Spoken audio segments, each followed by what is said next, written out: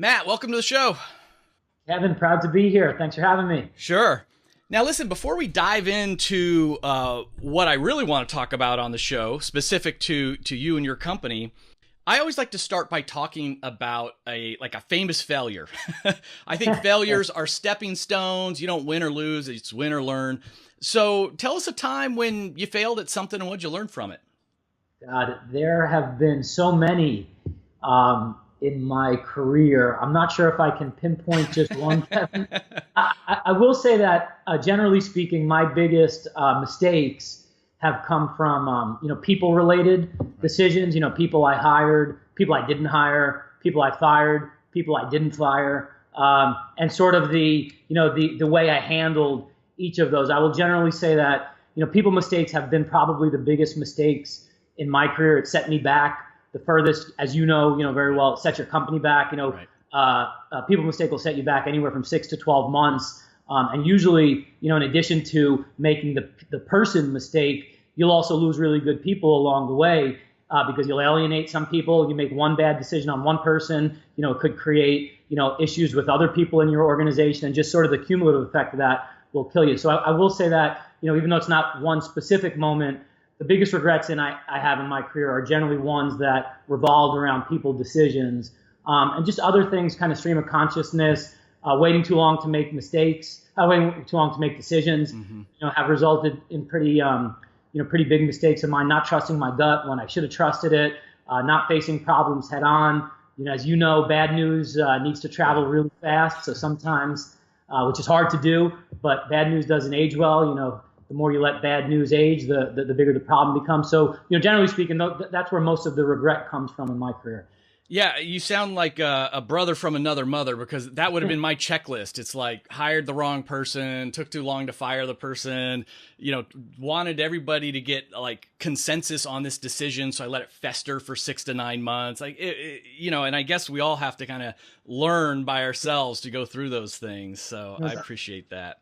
The good thing too, Kevin, at least in my experience, is that, you learn, every loss is a learning lesson, right? So, not that I'm perfect and not that our company's perfect by any means, 9 or 10 years into this, but the error rate goes down dramatically as you learn.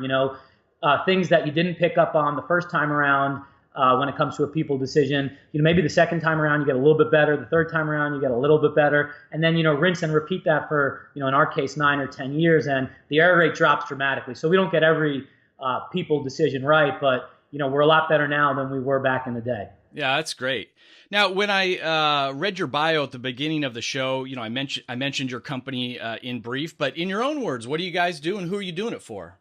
Sure. So we are a full-service PR and social media agency.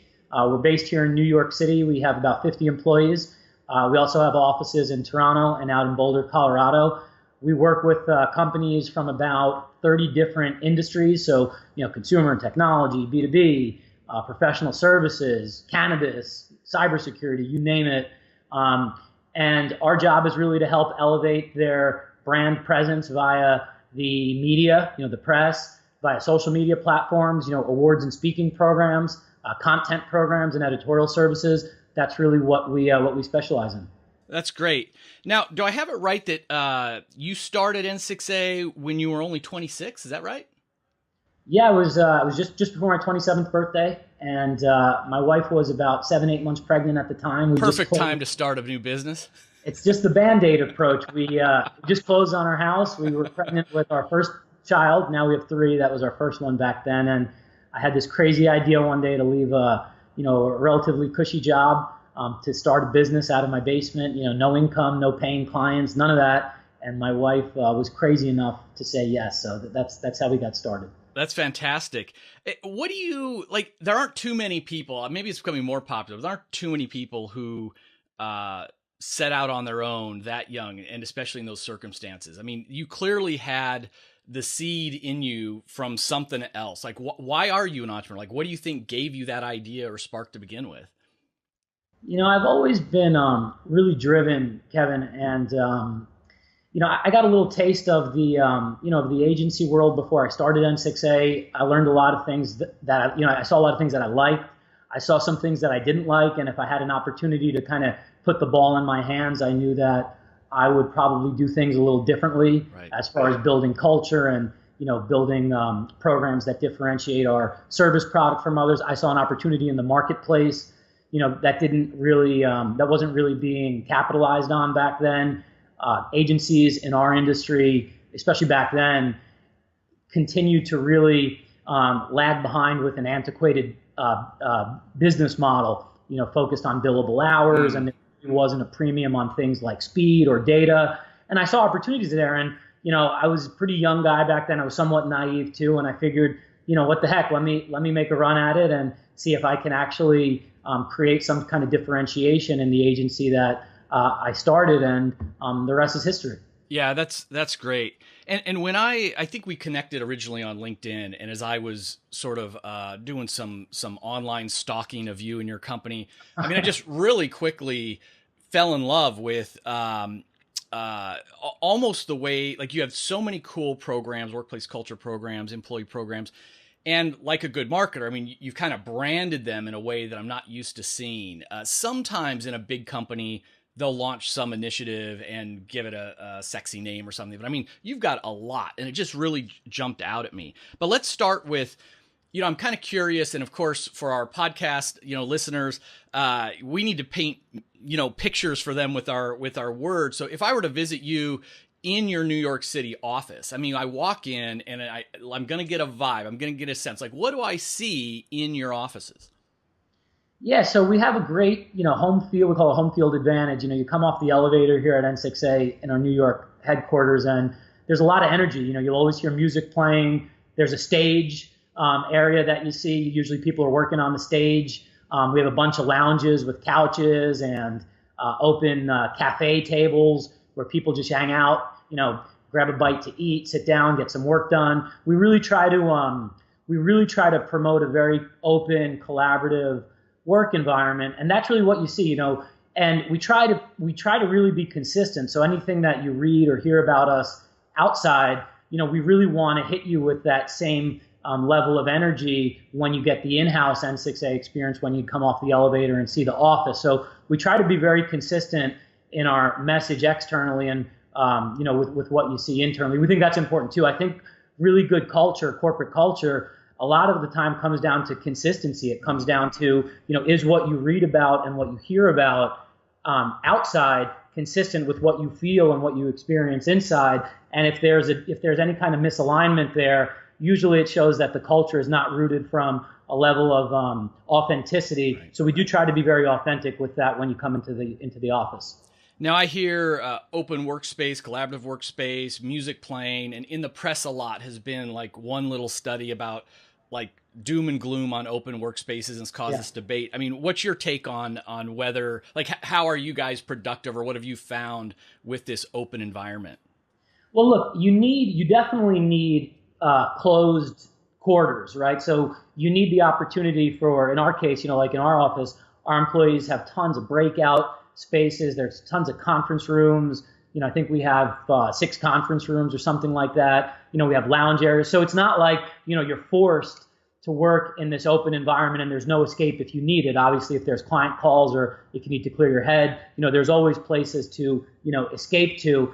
But the employees here at N6A really love the open environment. In fact, we tried to put, at one point, we tried to put partitions between everyone's pods, and there was almost like a revolt. People were like, no, we don't want it. We want to be able to look across and see our teammate across from us. And they really embraced that. And it's, it's something that in time, it's a part of our culture. I mean, we're just very open, transparent, collaborative, and it is who we are. Yeah, that makes a lot of sense. And I noticed, on your website and in you've gotten a lot of great media, which is fantastic. You have what you call taglines, company taglines. Yeah. And for example, one of them is embrace the pace. So what do you mean by taglines? And then dive into this specific one a little bit. Yeah, so basically our taglines, Kevin, essentially are N6A's operating principles and our values, what matters to us. And, we thought a lot of these are learning lessons. You talked about getting better from losses and learning from, mistakes you made. Our taglines, a lot of them are really lessons that we've learned through the years, and they've kind of taken on a whole, value system in itself and have become really emblematic of what our corporate culture stands for. And rather than just look at, a lot of companies will just look at their operating principles and they'll just kind of pick them off the shelf, courtesy, professionalism, and all that stuff is great. Right. But, our taglines, our operating principles are real world examples, real life examples that we learned from that have kind of built us into the company we are today. So embrace the pace. You mentioned that's kind of the one that we're probably the most well known for. And we just work in a super fast environment in a really competitive city, and we get after it fast. For clients, for employees, we like to work fast. And a lot of times that level of, that pace or that speed, can be viewed as intimidating. We don't like to view it as intimidating. We really like to embrace it. And if you come to work for N6A, you're going to work fast. It's going to be exhilarating. You're going to have a great time doing it. You're going to move up the ranks quickly if you do a good job. And rather than kind of hide from that reality, we embrace it. We embrace the pace. So that's where that one comes from. And there's 5 others that all have little stories and vignettes behind them with lessons learned. Mention another one, just for kicks here. So look, being kind of a stubborn New York competitor, one that maybe your audience will appreciate is one of our taglines is "I was wrong," and it comes from everyone sees that tagline and they just think that we're wrong about everything here. That's not the case at all. Although we are wrong about some stuff. But the story comes from as you mentioned, I was 26 years old, just starting a business, had no experience running a business, was a young guy in a services business, which is dominated historically by really middle-aged, older principals. So I had the odds kind of stacked against me. And one guy that I had sought out for advice as I was getting my business started was just a really successful, titan of industry in our, in our marketplace in marketing services. And I sat down with him before I started N6A, asked him for some advice, showed him what I wanted to do. And he looked me right in the eye. This is back in 2009. And he said, Matt, love you, respect what you're building. I think you're going to be a super successful entrepreneur. But he goes, you brought me here because you want my advice. He said, I would not start this business now. It's too risky. You're too young. The economy was really volatile. He's like, just keep this business plan on ice. Roll it out in a few years when things stabilize a little bit, and you build your personal Rolodex a little bit more and the economy gets better. So that was his advice, was not to start the agency. Right. Anyhow, fast forward then a few years later, obviously we start the agency, scaled it, had achieved some level of success. And he heard about that. And I was shocked. He sent me an email in the middle of the night and he just said, there was no subject line, 3 words in the body of the email, "I was wrong." And he remembered the words of advice he gave me. And that's now become one of our taglines. It's the story behind it is, you got to trust your gut, carry a little bit of a humble chip on your shoulder, and earn it every day. Every day is a mission to prove somebody wrong. I love that. And what's great about these taglines, as you said, a lot of companies will just sort of pick from the list. And the famous story is that, Enron had integrity as one of their one of their values. Obviously people didn't live it very, very well. And as you said, the embrace the pace in this world where there's a lot of talk about work-life balance, or millennials or Generation Zs, you don't want to work the way, old timers used to work, all this kind of stuff. You are running an agency. You're in New York City. And from the start, you purposely identified speed as one of your unique propositions. And so to just be upfront that this is the kind of place we are, this is how we're going to win, then you're going to attract the right kind of people who love that and thrive in that, rather than sort of you hide, or the recruiting cycle talks about work-life balance and then you're working 80 hours a week somewhere. That's the old bait and switch. So it's great that, you guys really know who you are and are making sure, everybody knows that from day one. And, I see that you've also got a lot of great attention from something that you call Pace Points. I don't know if that's the name of the program, but like a lot of people have these employee recognition programs like, hey, here's a Starbucks card, or here's an online software where you give each other high fives and everybody just sort of has 3 high fives at the end of the month. But you've got something called Pace Points. So tell me about those. Sure. Also, Kev, before we get into Pace Points, you actually brought up a really good point I wanted to come back to. Just on work-life balance, ironically, and that's one of the biggest, I think, the biggest misperceptions sometimes about our culture here at N6A. Embrace the pace. There really is not a connection between our embrace the pace mindset and working long hours. I mean, we like to be super fast, super productive, super efficient, get out of here at a reasonable time, rinse and repeat, get back in the office the next day, feel energized, do it again.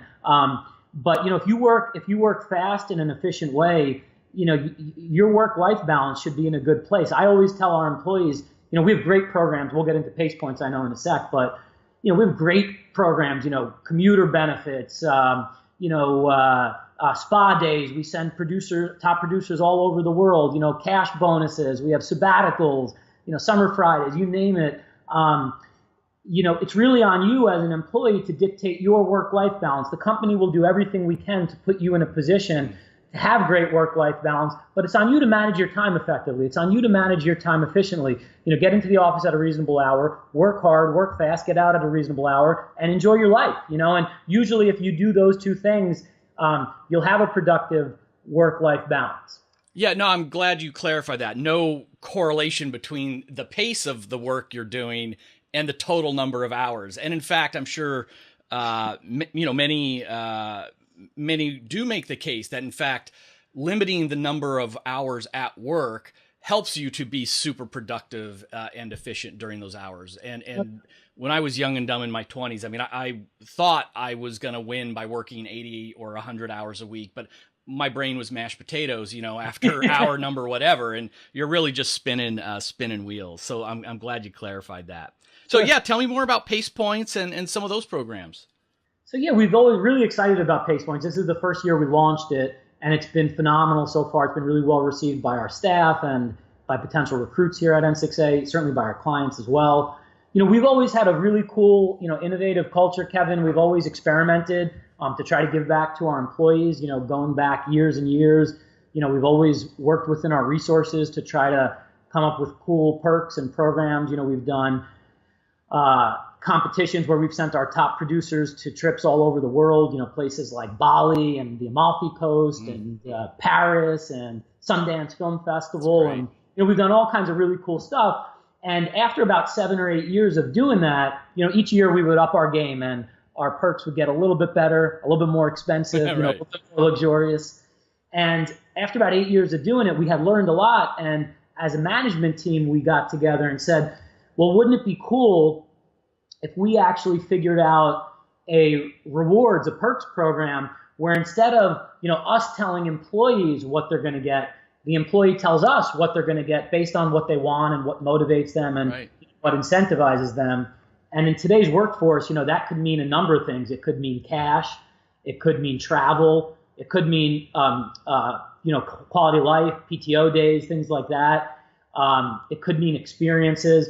So that was kind of the impetus behind Pace Points was let's figure out a way to create a reward system where if and when our employees earn certain achievements, it's merit-based, they get points, and then they can cash those points out for rewards that matter the most to them. And that's how we modeled the program. It took about a year or two to model the program. We had to get patents for it. We had to do a lot of financial testing. We had to talk to, tax, legal consultants, you name it. We had to do a lot of marketing behind it as well. And then finally, we launched it earlier this year, and it's been a phenomenal success. Our employees can cash out their points for anything from, a few $100s in cash or equivalent perks, all the way up to $50,000 worth of perks.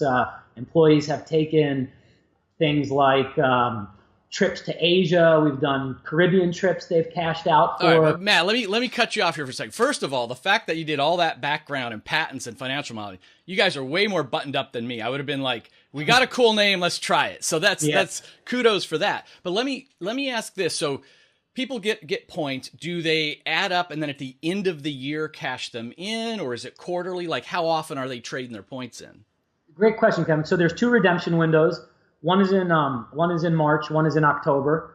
And what the employee can do is they choose. That's the whole beauty of Pace Points is that it empowers the employee to cash their points for whatever they want, or they can keep their points forward for the next bank and just continue to accrue their points and work toward bigger and more valuable perks or cash options. And there's two different cash out redemption windows each year. One is in March, one is in October.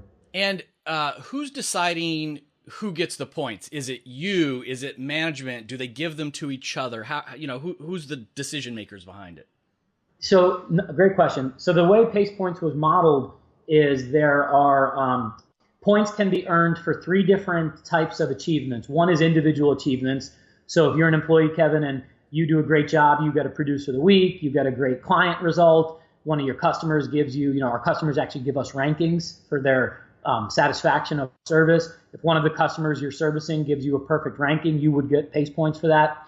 The second category is team-based. So if you're on a team, everyone here at N6A works in teams. So your team also gets certain KPIs, certain achievements. And if your team gets an achievement, everybody on the team, yourself included, would earn Pace Points for that. And then the third is company-based. So based on company achievements, company profitability, aggregate customer rankings, some discretionary company goals that we set as an organization. And then there's also a bank of discretionary points that are handed down to managers. So if I'm you're my manager, you get a bank of Pace Points, X amount of Pace Points every year that you can just hand out to your subordinates at your discretion. So if you think I'm doing a really good job and want to give me a pat on the back, you can say, Matt, you're doing an awesome job. I'm going to put 50 Pace Points in your bank. So that's how it was modeled. Yeah, and just for our listeners, this is really important what Matt just described, because in this case, we're talking about Pace Points. In a lot of companies who don't have that kind of program, there are financial bonuses. And one of the things that comes up is, what are you rewarding? An individual star performer, or should everybody be just, hey, we're all one big team, so if the company's doing well, and how do you balance that out? And you're covering basically all the bases. You're saying, look, there's that individual, there's a team component, and there's a company component. And I'm sure there's not an exact answer to this, but roughly, do they get about a third of their points from those three buckets? Well, there's really the fourth bucket with the managers, or is it weighted differently in those groups? Yeah, great, another great question. There is weighting. It is weighted generally depending on where you fit in the org chart. So obviously, if you're more on the senior management team, you're gonna be skewed more toward if the company does well and if your team does well. That's where the lion's share of your points are going to come from. Whereas if it's a junior staff member, they still will be obviously incentivized if the company does well, and certainly if their team does well. But there's a little bit more at stake for them on an individual basis, just because they're in control more in terms of what they do on an individual basis than what the company does. Do you get any Pace Points yourself? I give a lot out. I want to know what trip you're lining up for yourself. Trust me, I probably give too many out. My CFO reminds me of that every day. But I don't get a whole lot. Well, so does the Pace Points tie into, I read about, you've got a program called the N6 Getaway. Is this one of those travel programs, or how do they relate? Yeah, the N6 Getaway, Kevin, that's one of our signature staple performance programs, competitions that we've had for years now that I mentioned earlier. Our top performer on the junior staff for the first half of the year gets the N6 Getaway, which is usually an 8 or 9 day trip to a destination of their choice, full expense paid for, airfare, hotels, travel expenses, M&E, all that stuff. And we have a similar competition for the top performer for the second half of the year. That performer wins our bucket list competition, and they choose a bucket list event of their choice. And they get like 6 or 7 choices to choose from. Previous winners have gone to places like Sundance Film Festival. In fact, last week, our bucket list winner just got back from her trip. She went to Hawaii for something called the Hawaii Chef Fest. Oh, wow. It was at the Four Seasons. I think it was in Maui, and the greatest chefs in the world congregate there for a week, and it's just an amazing food festival for a week, and you spend a week in Hawaii. So that's where she chose to go this year. Now, talk me through, often I say that there's a danger to employee of the month, quarter, year programs type thing, because the winner's circle is so small that if you're the winner, sure, that feels great and it might help my engagement. But if you're not the winner, at best, okay, doesn't really engage you. You know, you're not in that small winner circle. But there's a danger that it could disengage you, because I might be sitting here saying, I can't believe Matt's going to Chef Week in Hawaii. Like, I had the same performance. I can't believe this. So how do you address those things? Where, like, how objective are the criteria? And do you think ever there's this time where people are like, wow, like I missed it by a hair and I'm really bummed out about that? No, totally. I think, look, I think that's a really valid point, Kevin. I really think it's on the company to make sure there's enough chips on the table for everybody in the organization, so that you're right. If we have 50 employees, right? And there's, to your point, we do a lot of stuff, by the way, but those two competitions we mentioned, at the end of the year, there's going to be 2 people out of 50, who get the benefit of that, who go to Hawaii, who go to Italy, who go to, Paris, whatever.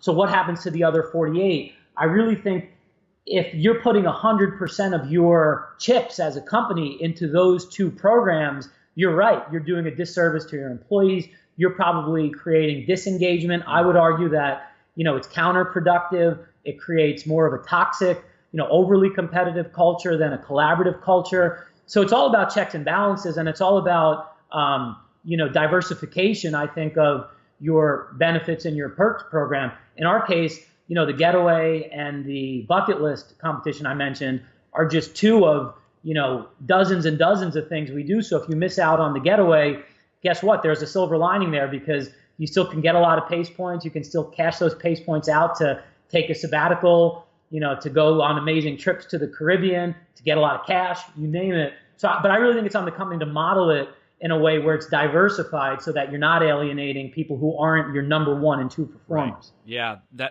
that's wise. I like this. It's a good visual. Have enough chips on the table. Someone wins one hand, there's plenty left for others to keep playing with. Totally. And your 6PA ranking system, is that related to the pace points, or is that something different?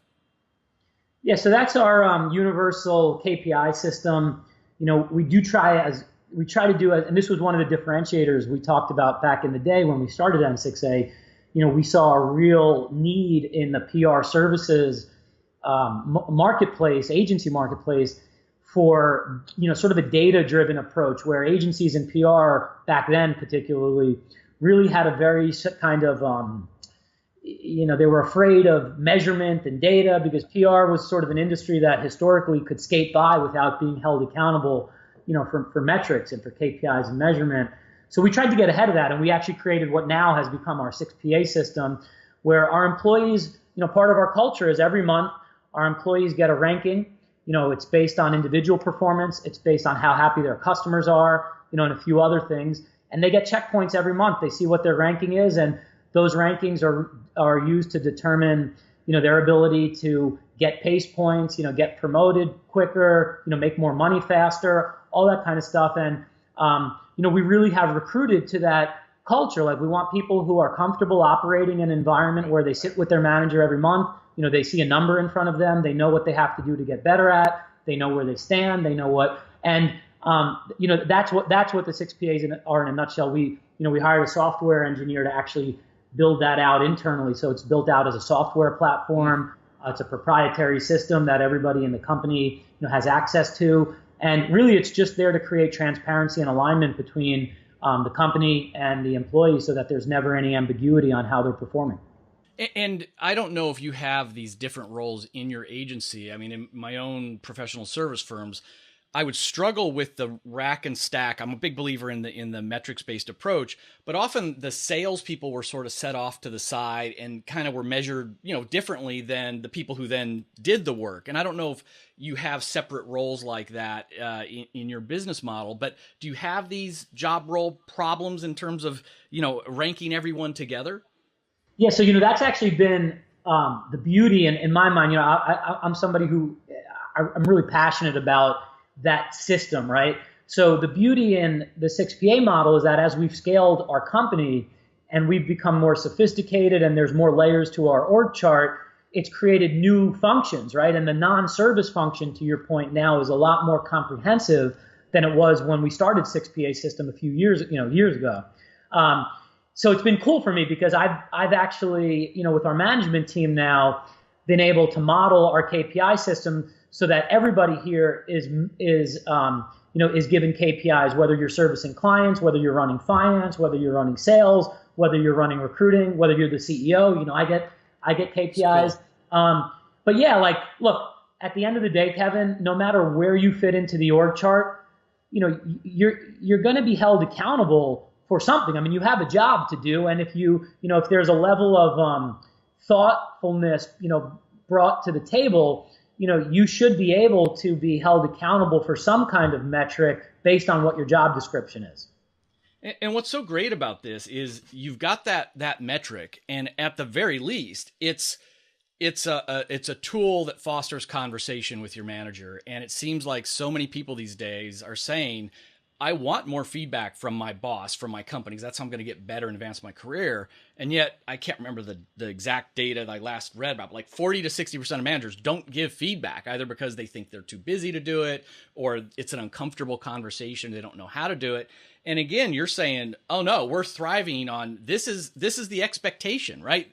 This is what you're expected. Here's the range. Here's how you're doing against that expectation. And we're going to talk to you about that, every month, and we're going to reward you, several times a year. So it all comes together.